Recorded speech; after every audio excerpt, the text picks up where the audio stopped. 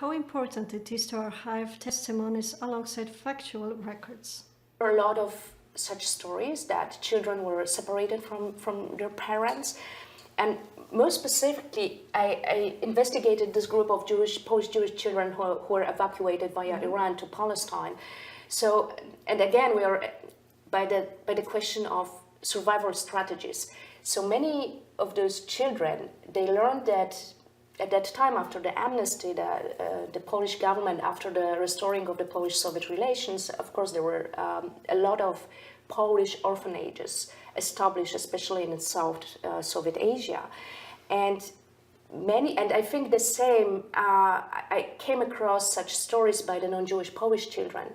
When they learned that there are orphanages, they just left their families on their own and wanted to be, taken by the orphanage. They said that their parents just perished, that they are orphans, because there was no food. They were starving. The parents, they couldn't really, give them food. So they just escaped their parents and just went to the orphanages on their own. Even, kids who were 10 or 11. And in many of those stories, they lost contact to their parents, were evacuated from the Soviet Union via Iran to Palestine or other countries, Africa or India, and they never ever heard anything about their parents. One lady in Israel, she was the neighbor of my grandparents. Hannah was in this transport from Tehran to Palestine. Later on, she stayed in Palestine and then later in Israel. And when I was old enough, I started to talk to her and ask about her story, because everybody said, yeah, she's a Tehran kid, and yeah, she somehow was rescued in Tehran, but no other story. What happened before and where is she from? Nothing, right? So I mean, it can't be she's from Iran. I mean, that's so she started to talk about her story, and that was for the first time in her life that she shared her experiences. And she told me that she left her parents and older brother behind in the Soviet Union and went to the orphanage, and she were evacuated, and she never ever heard again from them.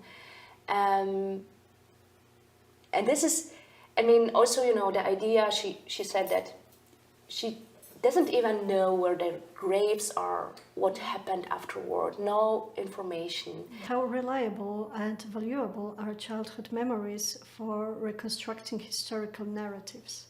There was a tendency not to give attention to children's documentation and testimonies, right?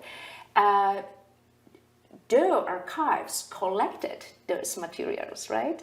So, and this is really wonderful because we do have this documentation, and I think nowadays all archives already acknowledge this the importance of these sources of the children's stories and biographies. And I think one a great example are the actions of the Polish authorities during the Second World War, that during this time they decided to collect the testimonies of children. And this is very innovative, I think. We are talking about 44.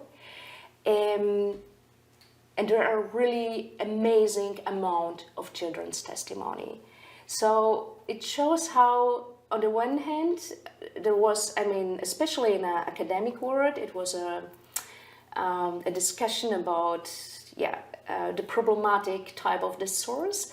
On the other hand, you see a lot of activities of different authorities in different countries, because it not only happened in this Polish Gulag case, but generally, also immediately after the Second World War, there were a lot of initiatives of different groups and actors to collect children's voices and testimonies. How has the Hoover Institution preserved early testimonies, and how can the Sybir Memorial Museum benefit? The Hoover Institution was established in 1919, shortly after the First World War. And at that time, the main focus in collecting material was, of course, Europe, because Herbert Hoover, the former president, he was active and the head of the American aid for European countries after the First World War. And he had also a very special connection to Poland. He was a very good friend of Ignacy Paderewski, so he visited Poland many times. But I think the crucial collections which depict the Gulag history, the deportation of Polish citizens into the Soviet Union during World War II, came immediately after the World War II, where the Polish government in exile, at that time based in London, ceased to exist due to the new Polish government, the communist government, and the leadership decided to move this bulk of especially testimonies. We have more than 30,000 testimonies of children and adults about the Gulag and their suffering there. So the decision was made that this huge collection should be moved to a safe and neutral place, to California, to Stanford, and to Hoover Institution. So this is the story how these collections came to the Hoover Institution. And of course, when these collections arrived, the staff of the Hoover Institution started to preserve this material, and I think we have already started to digitize the material. In the 90s, there was a cooperation with the State Archive, with the main directorate of the State Archives in Poland, and microfilms were prepared and sent to Poland. They're, I think, in the archive of the new files in Warsaw. They are digitized and accessible online.